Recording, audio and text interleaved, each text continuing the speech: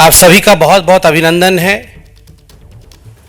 आप सब जानते हैं चुनाव का माहौल है और चुनाव के समय किस प्रकार से कौन सी पॉलिटिकल पार्टी दूसरे के नेताओं के प्रति कौन से भाषा का प्रयोग करती है, वह उस पार्टी का क्या सोच है, उस पार्टी का संस्कार क्या है, उस पार्टी की मेंटालिटी किस प्रकार की है, इसको दर्शाता है, उजागर भी करता है। आज ये जो प्रेस कॉन्फ्रेंस में कर रहा हूं, इसमें नया कुछ इसलिए नहीं है क्योंकि कांग्रेस ने अपने आप को गाली देने वाले पार्टी के रूप में स्थापित कर ही लिया है। रह रह के नरेंद्र मोदी जी के लिए, जो हमारे यशस्वी प्रधानमंत्री हैं, उनके लिए जिस प्रकार के भाषा का प्रयोग, जिस प्रकार की गालियों का प्रयोग उनके उच्च नेता, कांग्रेस पार्टी के बड़े नेता कर रहे हैं, हर दिन टीवी में देखने को मिल रहा है। It has become a usual procedure. It has become an issue of common occurrence, a new normal as far as Congress party is concerned. बंधुगण, रावण के विषय में सुना था, मल्लिकार्जुन खड़गे जी ने आदरणीय मोदी जी को रावण कह के संबोधित किया था। तो एक बहुत बड़े नेता, कांग्रेस पार्टी के पूर्व सांसद और कर्नाटक के दिग्गज नेता बीएस उग्रप्पा जी ने मोदी जी को अभी भस्मासुर कहा है। उन्होंने कहा है कि मोदी जी भस्मासुर हैं और पूरे हिंदुस्तान को और बच्चों के भविष्य को, वो भारतवर्ष को भस्म करने में लगे हुए हैं, उसे डिस्ट्रॉय करने में, उसे बर्बाद करने में लगे हुए हैं और एक असुर हैं, भस्मासुर हैं। आप सोचिए किस प्रकार का भाषा है ये। भस्मासुर, अपने प्रधानमंत्री के लिए इस प्रकार के भाषा का प्रयोग करना। बंधुगण, आज अखबार में एक बहुत ही सुखद खबर है। G20 चल रहा है और G20 के पूरे इस प्रकरण के आरंभ में ही यूएस के राष्ट्राध्यक्ष बाइडेन साहब ने कहा है कि मैं अपने दोस्त मोदी के साथ खड़ा हूं और G20 में जो भी समर्थन हमारा रहेगा, हम सब मिलकर आगे काम करेंगे। एक तरफ पूरा विश्व, the whole globe stands with Narendra Modi, एक तरफ पूरा विश्व आज मोदी जी का लोहा मान रहा है और किस प्रकार से हम अपने प्रधानमंत्री को लेकर आगे बढ़ें, इस पर पूरा विश्व आज चिंतन कर रहा है। मगर उसी समय कांग्रेस पार्टी का इस प्रकार की भाषा का प्रयोग मोदी जी के लिए ये अपने आप में बहुत ही दुखद है और चिंतनीय है। रावण खुद मल्लिकार्जुन खड़गे जी ने कहा और आज मल्लिकार्जुन खड़गे जी के खुद के बहुत निकट के पूर्व सांसद कांग्रेस पार्टी के, और याद होगा आपको, ये सांसद वो हैं जिन्होंने गलती से एक प्रेस कॉन्फ्रेंस में अपना माइक ऑन रख लिया था, बीएस उग्रप्पा साहब ने, और उसमें कांग्रेस के सारे काले कारनामे मीडिया के सामने उजागर हो गए थे। गलती से पीसी से पहले, प्रेस कॉन्फ्रेंस से पहले वो बोल रहे थे कि ये डीके शिव कुमार तो 100 करोड़ रुपए ले गया है, मगर फलाना फलाना ये तो कमीशन खाता है। ये सारी चीजें उनकी खुद के पीसी में रिकॉर्ड हो चुकी। तो ये वो बीएस उग्रप्पा जी हैं जिन्होंने अब मोदी जी को भस्मासुर कहा है। रावण कह लिया, दुर्योधन कह लिया, भस्मासुर कह लिया, मोदी नीच इंसान है यह भी कह लिया, मोदी यमराज है यह भी कह लिया। सोनिया जी ने तो खुद कहा था मोदी जी मौत का सौदागर हैं। मोदी जी को कॉकरोच कह लिया, मोदी जी को चूहा कह लिया, नपुंसक कह लिया, औकात दिखा देंगे गुजरात में यह भी कह दिया है और चोर भी कह दिया है। पूरी फहरिस्त है मेरे सामने, मगर आज मैं कहना चाहता हूं कि 100 गाली पूरे हो चुके हैं। 100 गाली पूरे हो चुके हैं। कांग्रेस ने अपने आप को शिशुपाल के रूप में प्रस्तुत किया है। अब समय आ चुका है जब गुजरात की जनता और हिंदुस्तान की जनता, जो जनार्दन है, जनार्दन माने कृष्ण है, जनता ही कृष्ण है, जनता ही जनार्दन है। अब हम आह्वान करते हैं जनता से, जनार्दन से और कृष्ण से कि वो लोकतंत्र रूपी चक्र धारण करके ऐसी पार्टी का लोकतांत्रिक रूप से समापन करे। 100 गालियां कांग्रेस ने दे दिया है, 100 गालियां गिनती के साथ, रावण, दुर्योधन, भस्मासुर, चोर इत्यादि कहते हुए, मौत का सौदागर। 100 गालियां पूरी हो चुकी है। अब जनता जनार्दन, जनता ही कृष्ण है और भगवान कृष्ण बन के जनता अब सुदर्शन उठा करके, लोकतांत्रिक सुदर्शन उठा करके, लोकतांत्रिक तरीके से ईवीएम के माध्यम से गुजरात में और पूरे हिंदुस्तान में जवाब देगी कि गाली देने वाला कभी बड़ा नहीं हो सकता है, कोविड में वैक्सीन देने वाला बड़ा होता है। वो व्यक्ति कभी भस्मासुर हो ही नहीं सकता है जिसने 80 करोड़ जनता को राशन दिया, गुजरात में 4 करोड़ लोगों को राशन दिया है। वो व्यक्ति कभी भी भस्मासुर नहीं हो सकता है जिसने गुजरात के अंदर 11 लाख लोगों को आवास योजना के माध्यम से आवास देने का काम किया है। वह व्यक्ति कभी भस्मासुर नहीं हो सकता है जिसने गुजरात के सौराष्ट्र में जहां पानी की कमी थी वहां मां नर्मदा से प्रार्थना करते हुए मां नर्मदा के पानी को सौराष्ट्र में पहुंचाया और सौराष्ट्र को सिंचित करने का काम किया है, पल्लवित करने का काम किया है। वह कभी भी असुर नहीं हो सकता है।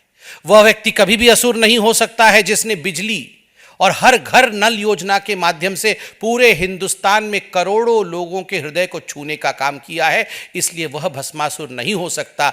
मगर आज मुझे कहते हुए आश्चर्य लग रहा है कि कांग्रेस पार्टी के शब्दकोश में केवल और केवल गाली है। बंधुगण, एक यह विषय था और दूसरा विषय भी उतना ही संगीन है और दूसरे विषय को जरा तफसील से मैं रखूंगा ताकि आप सब इसे पूरी तरीके से समझ सकेंगे। ये केजरीवाल जी और ये मनीष सिसोदिया जी जो हैं दिल्ली में, ये जिस प्रकार से प्रेस कॉन्फ्रेंस करते हैं और जिस प्रकार से कहानी के माध्यम से झूठ को सच बनाने की कोशिश करते हैं, ये हम सब जानते हैं। अभी चंद दिनों पहले केजरीवाल जी ने कहा कि मनीष सिसोदिया जी को क्लीन चिट मिल गया है और ये जो एक्साइज पॉलिसी वाला घोटाला है ये कोई घोटाला नहीं है, क्योंकि सीबीआई ने और ईडी ने मनीष सिसोदिया जी के ऊपर किसी प्रकार का कोई चार्जशीट नहीं किया है। मैं अब 5 मिनट लूँगा और मगर पूरी तरह से ये जो झूठ अरविंद केजरीवाल जी और मनीष सिसोदिया जी बोल रहे हैं उसको यहाँ पर पर्दाफाश करूँगा और बिल्कुल बताऊँगा कि क्यों ये झूठ है। और आने वाले समय पर गाज क्यों मनीष सिसोदिया जी पे गिरेगी, ये मैं बीजेपी के प्रवक्ता के नाते नहीं बोल रहा।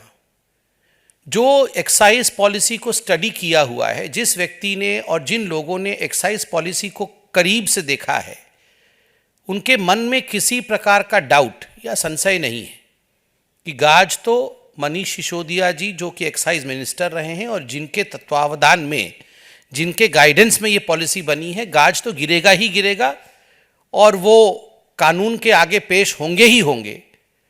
ऐसा क्यों है इसके विषय में बहुत डिटेल में मैं नहीं जाऊंगा, मगर कुछ आज खुलासा करूंगा। पहले भी बीजेपी ने ये प्रेस कॉन्फ्रेंस किया था, कई प्रेस कॉन्फ्रेंस किए हैं। आप जानते हैं कि ये 32 पेज का एक रिमांड नोट है। ये जो 32 पेज का रिमांड नोट है, ये आज से कुछ दिनों पहले, 3-4 दिन पहले, एक अमित अरोड़ा, आप जानते हैं ये जो पूरा का पूरा शराब घोटाला हुआ, उसमें अमित अरोड़ा एक व्यक्ति है जिसने पैसा लिया, पैसा दिया, ये सारा काम अमित अरोड़ा ने भी किया है। तो इस अमित अरोड़ा की गिरफ्तारी हुई थी और गिरफ्तारी के बाद हमें अमित अरोड़ा का रिमांड क्यों चाहिए, तो ईडी ने कोर्ट में ये सारा डॉक्यूमेंट रखा था कि क्यों चाहिए। तो उस डॉक्यूमेंट में जो 32 पेज का है उसमें कुछ ऐसी बातें हैं जो ये स्पष्ट करता है कि मनीष सिसोदिया के खिलाफ जो एक्साइज पॉलिसी में इन्वेस्टिगेशन है वो ऑनगोइंग है। नंबर 1, वो चल रहा है, समाप्त नहीं हुआ है।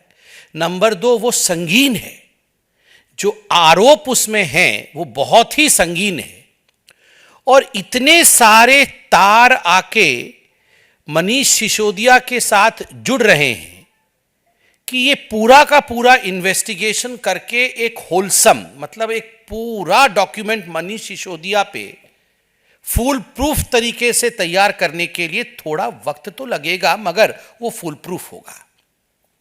अभी सीबीआई ने और ईडी ने जो चार्जशीट दाखिल किया वो उन लोगों के खिलाफ था जो लोग गिरफ्तार थे या जिनको रिमांड में लेना था। जैसे कि किसको कस्टडी में रखा हुआ है, इनकी कस्टडी एक्सटेंड करनी है तो एक टाइम लिमिट होता है, उसके अंदर आपको चार्जशीट फाइल करना पड़ता है, तभी आप उनको ज़्यादा दिन रख के और पूछताछ कर सकते हैं। तो इसलिए ये कुछ लोगों के खिलाफ 5-6 लोग जो गिरफ्तार थे, जो अंदर थे, जिनमें विजय नायर, मनीष सिसोदिया का राइट हैंड है, अरविंद केजरीवाल जी के दोस्त हैं और ऑफिशियल बंगलों में, ये जो विजय नायर है ये ऑफिशियल बंगलों में मिनिस्टर, कैबिनेट मिनिस्टर के बंगलों में रहते थे। आम आदमी पार्टी ने उन्हें कैबिनेट मिनिस्टर का बंगलो भी दिया हुआ था, तो उसमें रहते थे।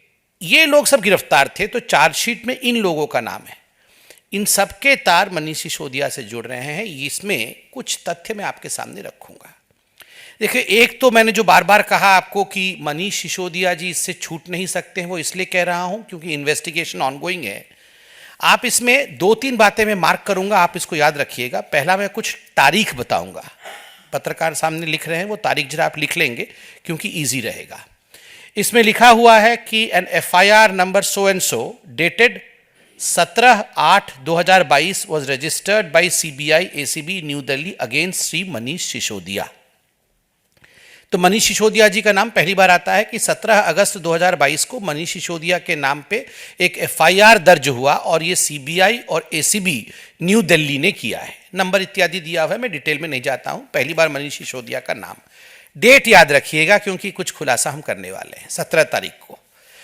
उसके बाद आप देखिएगा दूसरे पन्ने पे फिर से मनीष सिसोदिया जी का नाम आता है और 4th पैराग्राफ में कोर्ट में सबमिट किया हुआ रिमांड कहती है कि द OM मतलब office memo, the OM discloses that Shri Manish Sisodiya, Deputy Chief Minister GNCTD of Delhi, Shri Arva Gopi Krishnan, then Commissioner Excise GNCTD Delhi, and Shri Anand Tiwari, then Deputy Commissioner Delhi, Shri Pankaj Bhatnagar, Assistant Commissioner of Delhi, were instrumental in recommending and taking decisions pertaining to excise policy for the year 21-22 without approval of competent authority with an intention to extend undue favors to licensees। तो मनीष सिसोदिया का नाम number 1 पे आता है। बाकी कुछ लोगों का नाम आता है कि ये वो लोग हैं जिन्होंने 21-22 में एक ऐसा एक्साइज पॉलिसी तैयार किया जिसमें अनड्यू बेनिफिट कुछ लोगों को मिल सके, उसके लिए एक षड्यंत्र रचा गया। तो इस कस्टडी नोट में भी मनीष सिसोदिया जी का नाम मौजूद है। 2 तारीख फिर आप याद रखेंगे इसमें। एक तारीख है 20/7/2022 जब Shri Vinay Kumar Saxena, honourable lieutenant governor Delhi के, उन्होंने इसको फ्लैग ऑफ किया था और एक लेटर लिखा था कि इस पर केस होना चाहिए। और 22/7/2022 2 दिन के बाद इस पे FIR रजिस्टर किया गया। अर्थात ये जो पूरे मामले पर FIR रजिस्टर करने का काम पहली बार 22/7/2022 को हुआ। तीसरी बार इसमें मनीष सिसोदिया जी का नाम आता है, दूसरे पेज में ही आता है। इसमें लिखा जाता है, बहुत लोगों का नाम है और आगे आता है, these people are close associates of Shri Manish Sisodia and actively involved in managing and diverting the undue pecuniary advantages collected from liquor licensees to accused public servants। क्या मजबूरी है मेरी, बताइए। मैं अभी आपको बताती हूँ कि मैंने ओए होए होए होए नमकीन के चटकारे लेते हुए टकटकी मार के डिबेट शो को पॉज रिपीट कर करके देख रहे हैं जोगिंदर जी। इनकी तरह आप भी देखें अपनी फेवरेट डिबेट्स को रिपीट कर और डाउनलोड कीजिए ABP लाइव ऐप अपने स्मार्ट टीवी पर।